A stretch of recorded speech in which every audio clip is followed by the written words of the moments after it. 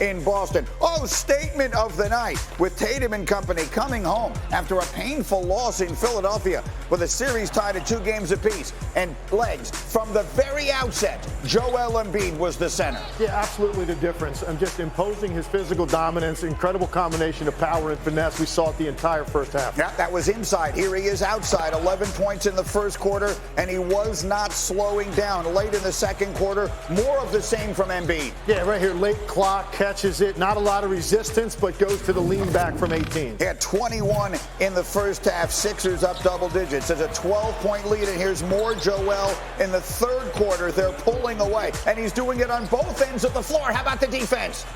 This is, to me, where he made the biggest statement. He was basically saying to his team, I will do anything to win this game. And they got an X-Factor contribution, by the way, out of Daniel House. Yes. Great minutes for them. He took it to the house right there. And then as Maxey gets it going here, listen to the Celtic fans.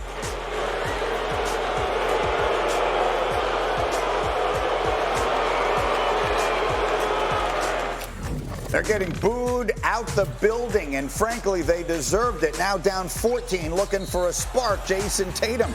It's an 11-point game. He would score 36. But with every question, the Sixers had an answer. Always moving the basketball, an over-rotation to House. Great kick out. Maxey showed up in a big way for Embiid as well. He had 30 points. Sixers by 14. Embiid would score 33. The pick and pop there. And then one final exclamation point on the defensive end. Yeah, he runs twice on this. He runs first full speed, then slows down because he doesn't think he can get there, and then picks it up again to get that block from behind. Sixers by a dozen. They're up 3 games to 2. Hey, Joel, you're on the doorstep.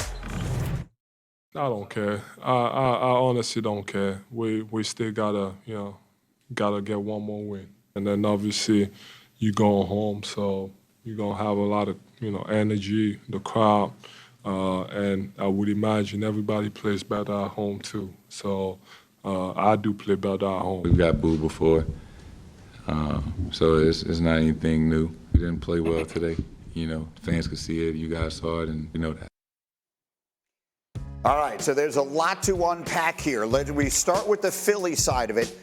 You're probably already aware they haven't been to the conference final since 2001. That was the Iverson team that lost to Shaq and Kobe in the final. This is the 4th time they've been a win away from getting out of round 2. They've never had 2 chances to crack it, and now they do. So let's dive into that end of it. There's really probably more to be said about Boston this morning. But, Legler, you made an interesting point to me before we came on, that this feels like the first time in this iteration of the Sixers that they've had everything together when they need it, at the time of year that they need it the most. Well, think about it in terms of what Joel Embiid has. And some of this is on him, but look at all the years in the postseason. Either he's been banged up, a star didn't show up in a significant way, they did not get an X-Factor contribution. All of that stuff's happening. He's physically right. His co-star is playing great in James Harden. They're getting the X-Factor stuff out of Maxey, Tobias Harris last night, Daniel House.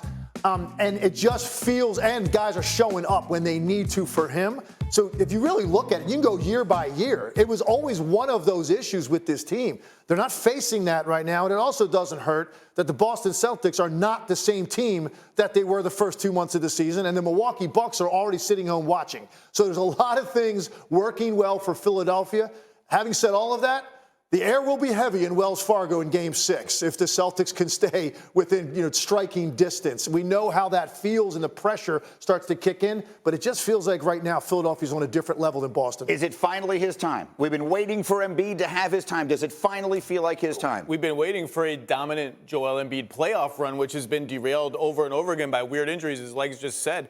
Last night was an utterly dominant performance on both ends of the floor. The Celtics are terrified of going at Embiid at the basket. It's a complete no-fly zone, and on offense, he just picked them apart and picked them apart on the Harden Embiid pick and roll until they switched their entire defense to try to switch that play. They put Marcus Smart and Malcolm Brogdon on Joel Embiid because they had no answer for that play right there over and over again. Is it his time? Look, like you just said, this team, they got some demons. They better win Game 6 because I don't know if they want to go back to Game 7 in Boston. I wouldn't count out the Celtics. But last night, we're going to talk about the Celtics later and all their problems and all this. Philly went into Boston and took that game. They won that game. That was a Philly win. How about the Embiid of it all here?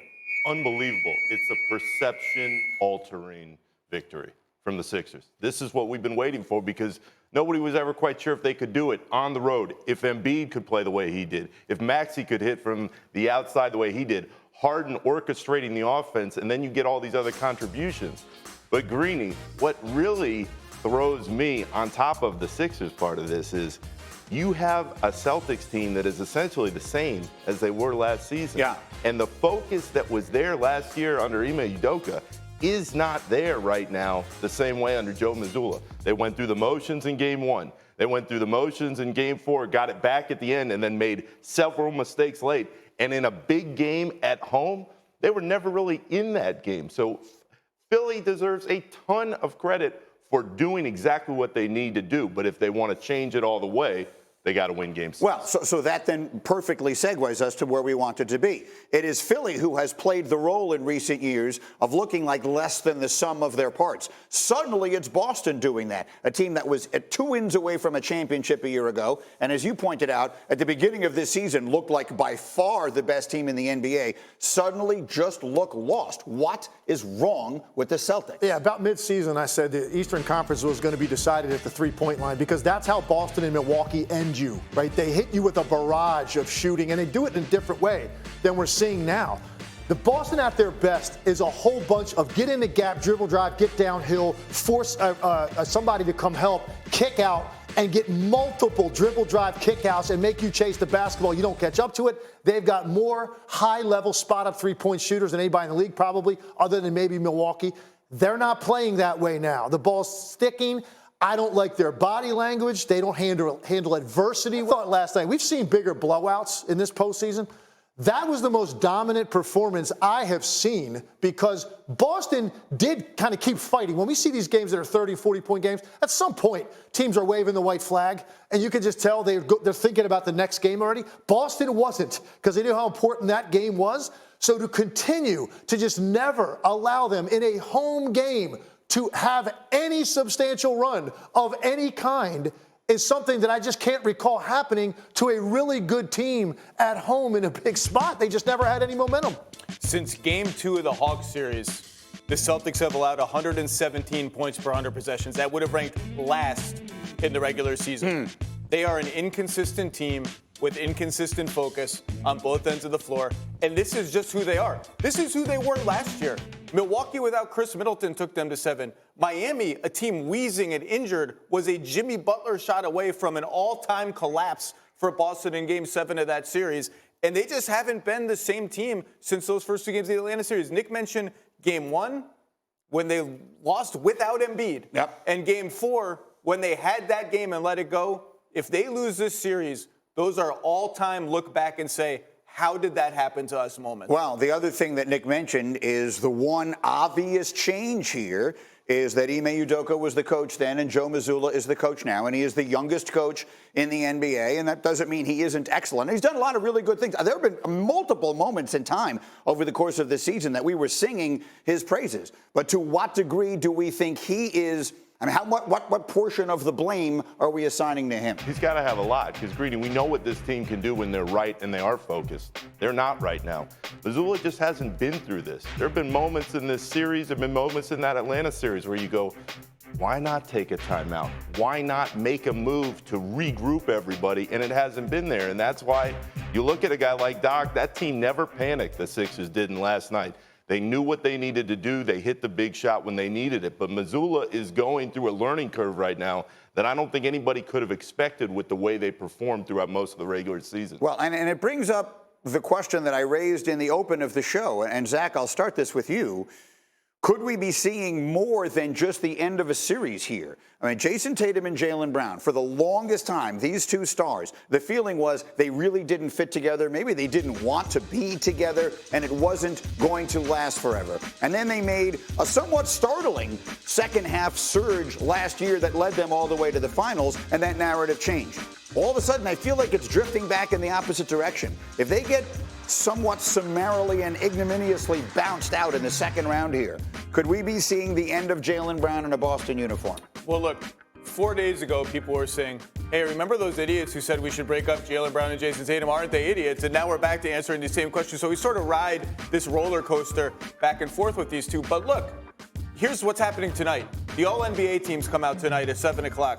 If Jaylen Brown is on one of those teams, and I think he will be, he'll be eligible for a gigantic Supermax extension that, of course, like any player, he's going to want. And right away, then, it becomes decision time for Boston. And whether they want to stay together or don't, and they have poo-pooed that from start to finish. Jaylen Brown and Jason Tatum have said it's all noise, it's all noise, it's all noise. Whether it's noise or not, and I think it's probably noise, there comes a time when as a team, you've hit the wall and hit the wall and hit the wall over and over again. And when the money is what it is, and when the new CBA is what it is with all the restrictions, it just comes a time where you have to make decisions, and that's going to be a decision. And I don't think it's out of bounds to ask that question at all. Look, the bottom line of it is all the money aside, all of the personal feelings aside, if Jaylen Brown is a person who still remains a little put off by his name being involved in the Kevin Durant trade talks, clearly this is Jason Tatum's team first and foremost, as well he should be. Brown's a terrific player, but Tatum is probably next level. In your opinion, do you think we would be seeing the end of this duo if they get knocked out tomorrow night? It's possible. And to your point, it's interesting what happens with these all-league teams. Remember when Paul George was in Indiana, and it's like if you make one of those teams, the money can make up your mind for you. Right. If you don't, it's almost then it opens up doors that you want to be somewhere else. And I think that's what happened with Paul George in Indiana. He ends up in Oklahoma City. So it'd be interesting to see how this plays out. They don't look like a happy group right now. Obviously, winning makes you happy, but just the way they're playing on the floor, they just don't look like a super connected group or a team that's going to be in the fight to the end. Let's see how they respond before we write them off. Yep. Because, look, anybody that doesn't think they're capable of winning one game in Philadelphia, you're silly for thinking that. Okay, this team can absolutely rise to the occasion and get that one and force this thing back on their home court. Remember Game 6 in Milwaukee last year when they saved their season? Tatum played out of his mind in that game. They stayed alive and they came home and won it in 7. We'll see if they can do it in this case as well. In the meantime, when we woke up yesterday, the Celtics were the favorites to win the NBA championship.